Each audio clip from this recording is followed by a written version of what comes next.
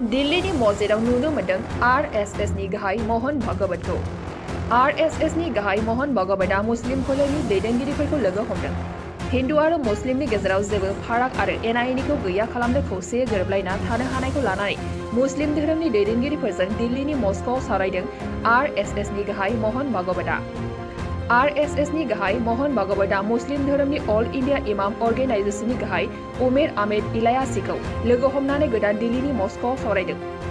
मिथिनो मोननाय बादिब्ला थांनाय दान मोनसेसो सिगांनिफ्रायनो मोजां सोमोन्दोजों सावरायनाया सोलिगासिनो दङ। दिनैनि सावरायनाया नैथि खेब। दिल्ली मस्क'नि कस्तुरबा गांधी मार्चआव आरएसएसनि गाहाय महन भागवत आरो इमामजों दिनै 1 घन्टासो सावरायनाय जायो। बे सावरायनायाव आरएसएसनि माखासे दैदेनगिरि आरो मुस्लिमफोरनि गुनगोनां सुबुंफोराबो बाहागो लादोंमोन। सावरायनायनि गेजेरजों हिन्दु आरो मुस्लिम एना-एनि गैयाजासे गावस्रालायाजासे जथायै हाबा मावलांनायनि बाथ्रा बेरखांनायखौ मिथिनो मोननाय जादों।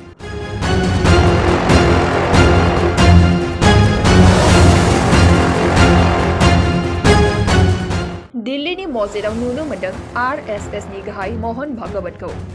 आरएसएसनि गाहाय महन भागवतआ मुस्लिम फोलेरनि दैदेनगिरिफोरखौ लोगो हमदों।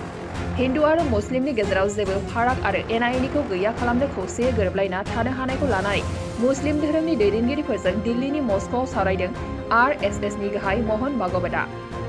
आरएसएसनि गाहाय महन भागवतआ मुस्लिम धोरोमनि अल इंडिया इमाम अर्गेनाइजेशननि गाहाय उमेर आहमेद इलायासीखौ लोगो हमनानै गोदान दिल्लीनि मस्क'आव सावरायदों। मिथिनो मोननाय बादिब्ला थांनाय दान मोनसेसो सिगांनिफ्रायनो मोजां सोमोन्दोजों सावरायनाया सोलिगासिनो दङ। दिनैनि सावरायनाया नैथि खेब। दिल्ली मस्क'नि कस्तुरबा गांधी मार्चआव आरएसएसनि गाहाय महन भागवत आरो इमामजों दिनै 1 घन्टासो सावरायनाय जायो। बे सावरायनायाव आरएसएसनि माखासे दैदेनगिरि आरो मुस्लिमफोरनि गुनगोनां सुबुंफोराबो बाहागो लादोंमोन। सावरायनायनि गेजेरजों हिन्दु आरो मुस्लिम एना-एनि गैयाजासे गावस्रालायाजासे जथायै हाबा मावलांनायनि बाथ्रा बेरखांनायखौ मिथिनो मोननाय जादों। শ্ৰদ্ধাৰ কোকৰাঝাৰবাসী জনগণ, ইয়াৰ দ্বাৰা কোকৰাঝাৰ পৌৰসভাৰ অন্তৰ্গত অঞ্চলত বসবাস কৰা জনগণলৈ এটা জৰুৰী ঘোষণা আগবঢ়োৱা হৈছে।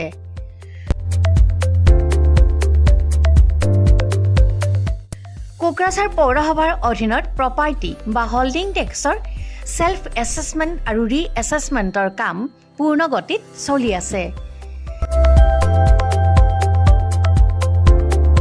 যিসকলে এতিয়াও সেল্ফ এছেছমেণ্ট বা ৰি এছেছমেণ্টৰ কামবোৰ সম্পূৰ্ণ কৰা নাই তেওঁলোকলৈ আমাৰ বিনম্ৰ অনুৰোধ, আপোনালোকে অতি সোনকালে অনলাইন যোগে সেল্ফ এছেছমেণ্ট আৰু ৰি এছেছমেণ্টৰ কামসমূহ সমাধান কৰি লওক। তাৰ বাবে আপোনালোকে অনলাইন যোগে প্লে ষ্ট'ৰলৈ গৈ আছাম প্ৰপাৰ্টি টেক্স এপছটো ডাউনলোড কৰি এই এপছৰ দ্বাৰাই আপোনালোকৰ আধৰুৱা কামবোৰ সম্পূৰ্ণ কৰি ল'ব পাৰিব। নতুবা play.google.com/store/apps/ৱেবছাইটৰ জৰিয়তেও আপোনালোকে আপোনালোকৰ কামসমূহ সমাধান কৰিব পাৰিব। যদিহে আপোনাৰ অনলাইন যোগে আধৰুৱা কামবোৰ কৰিবলৈ অসুবিধা পাইছে তেতিয়াহ'লে আপোনালোকে কোকৰাঝাৰ পৌৰসভাৰ কাৰ্যালয়লৈ গৈ ৱাৰ্ড কমিছনাৰৰ পৰা প্ৰয়োজনীয় আবেদন পত্ৰ অৰ্থাৎ ফৰ্মসমূহ সোনকালে সংগ্ৰহ কৰি লওক। বিতংকৈ জানিবলৈ কোকৰাঝাৰ পৌৰসভা কৰ্তৃপক্ষৰ সৈতেও যোগাযোগ কৰিব পাৰিব।